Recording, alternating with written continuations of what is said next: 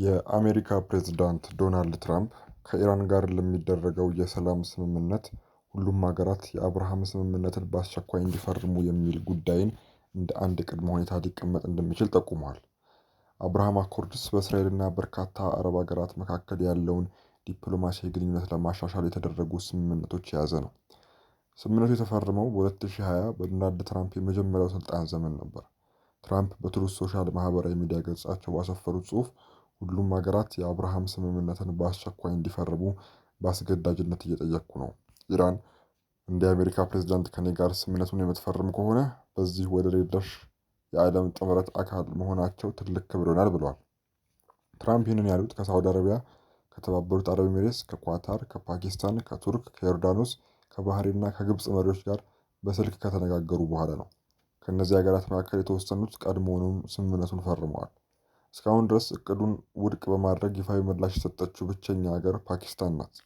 የመከላከያ ሚኒስትሩ ሐዋጃ ሐሲፍ ፓኪስታን ከመሠረታዊ ርዕዮተ ዓለሞቿ ጋር የሚጋጭ ማንኛውንም ስምምነት አትቀላቀልም ብለዋል። የእስራኤልንም ቃል አይታመንም ሲሉም የሀገራቸውን አቋም አስታውቀዋል። አብዛኛው ሕዝብ ሙስሊም በሆነባቸው ሀገራት እንዲሁም በሌላኛው ወገን በቆሙት አሜሪካና እስራኤል መካከል ዋነኛ የጥል ምክንያት የሆነው የፍልስጤም አገርነትና የሁለት አገራት መፍትሄ ጉዳይ ነው። እስራኤል በጋዛ የከፈተችው ወታደራዊ ዘመቻ ዲፕሎማሲያዊ ግንኙነቱን ይበልጥ ውስብስብ አድርጎታል። የጋዛ ጤና ሚኒስቴር መረጃ እንደሚያሳየው እስራኤል በጋዛ ወታደራዊ ዘመቻዋን ከጀመረችበት ጊዜ አንስቶ ከ72,000 በላይ ሰዎች ተገድለዋል። የጋዛ ጦርነት ከ3 ዓመት ገደማ በፊት የተቀሰቀሰው በሐማስ የሚመሩ ታጣቂዎች በደቡባዊ እስራኤል በፈጸሙት ጥቃት 1200 ሰዎች ከተገደሉና 251 ሰዎች ታግተው ከተወሰዱ በኋላ ነው። አሜሪካ ያመቻቸችውና በ2020 የተፈረሙት ስምምነቶች በእስራኤልና በአራት የመካከለኛው ምስራቅ ሀገራት መካከል መደበኛ ዲፕሎማሲያዊ ግንኙነት ለመፍጠር ያለመ ነበር። ስምምነት ውስጥ የተካተቱት ባህሬን፣ ሞሮኮ፣ ሱዳንና የተባበሩት አረብ ኤሚሬቶች ናቸው። እስራኤል ለረዥም ጊዜያት ከቀጠናው ሀገራት መገለል ገጥሟት ነበር። የስምምነት እቅዱ በትራምፕ የመጀመሪያ የስልጣን ዘመን ወቅት በኤሚሬቶችና ባህሬን ነበር የተፈረመው። የስምምነቱ መደረስ በአገራቱ መካከል ቱሪዝም፣ ንግድና የደህንነት ትብብር እንዲጨምር ረድቷል። ኋላ ላይ ደግሞ በ2020 እና በ2021 በተፈረሙ የተለያዩ ስምምነቶች አማካኝነት ሞሮኮ እና ሱዳን ተቀላቅለዋል። ባለፈው ዓመት ደግሞ ካዛኪስታን ስምምነቱን ፈርማለች። የእስራኤል ጠቅላይ ሚኒስትር ቤንያሚን ኔታንያሁ 2020 ላይ ከፍልስጤማውያን ጋር ለሚደረጉ ቀጣይ ድርድሮች እንደ መሰረት ሊውል የሚችል የክፍለ ዘመኑ ዕድል ሲሉ ስምምነቱን አወድሰውት ነበር። የፍልስጤም ፕሬዝዳንት መሐሙድ አባስ ግን እቅዱን የክፍለ ዘመኑ ጥፊ ወይም ምት ሲሉ ውድቅ አድርገውታል። ዌስት ባንክ ሆነው በቴሌቪዥን ባስተላለፉት መልእክት ለትራምፕና ለኔታንያሁ የምናገረው ኢየሩሳሌም ለሽያጭ አትቀርብም፣ መብቶቻችን በሙሉ የሚሸጡም ሆነ ለድርድር የሚቀርቡ አይደሉም፣ የእናንተ ስምምነት ሴራችሁ አይሳካም ብለዋል። የኢራን ባለሥልጣናትም ስምምነቱን አውግዘውታል። የፊልስጤም የአገርነት ጥያቄ በአረብ ሀገራትና በእስራኤል መካከል ዋነኛው የክርክር ነጥብ ሆኖ ቀጥሏል።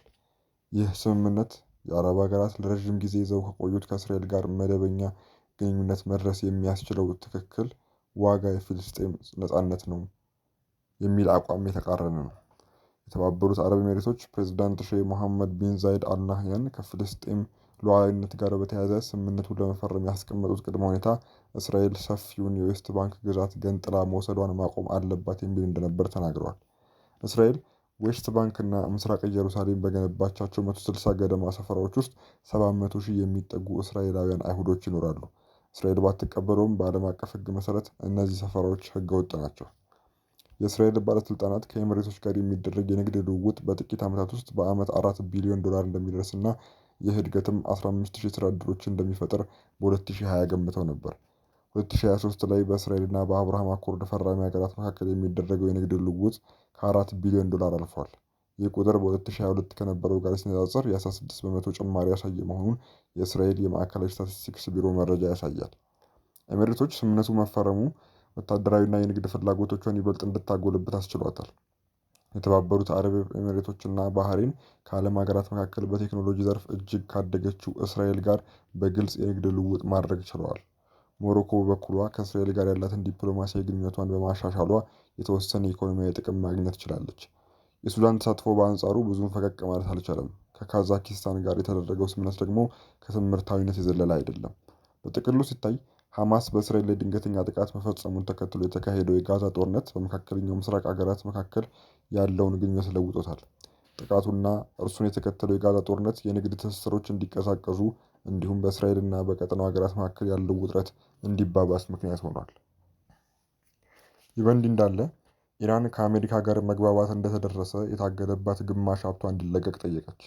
ኢራን ከአሜሪካ ጋር ያደረገችው ድርድር መግባባት ላይ ሲደርስ በመጀመሪያው ደረጃ ላይ ከታገደባት ሀብት ግማሽ ያህሉ እንዲለቀቅ መጠየቋ ተነግሯል።